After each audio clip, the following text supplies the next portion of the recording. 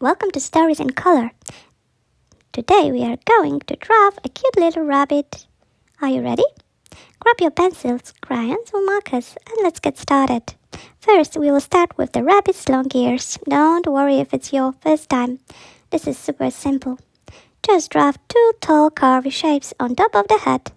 Make them a little wobbly if you like. Every rabbit's ears are a little different. Great job! Next, let's draw the head. Make a round shape under the ears. Rabbits have soft round faces, so keep it nice and smooth. You can make it a little wider at the bottom. Like a friendly little smile is already hiding there. Now we will add the eyes. Draw two big round eyes in the middle of the face. Big eyes make our rabbit look curious and friendly. Don't forget a little sparkle inside each eye. It makes it extra cute. Time for the nose and mouth.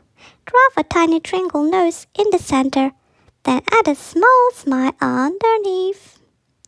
Next, let's draw the body. Rabbits are fluffy, so make a soft round shape under the head. Then add the paws in front, like they are sitting patiently. Don't forget the tiny fluffy tail at the back. It peeks out just like a little cotton ball. Now we can add extra details to make it look even cuter.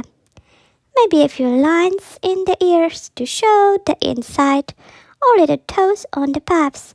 You can also draw grass, flowers or even a carrot nearby. Your rabbit can have a whole little garden. Finally, let's make it colorful. You can color the rabbit gray, brown, white or any color you like. Add your favorite colors to the flowers and grass around it. See how happy your rabbit looks in a colorful garden? And there you go. You just drew a cute little rabbit. Fantastic work. Remember, everyone, drawing is all about fun. So don't worry if it's not perfect. Keep practicing, keep coloring, and most importantly, keep enjoying every step. Thank you for joining me today on Stories in Color.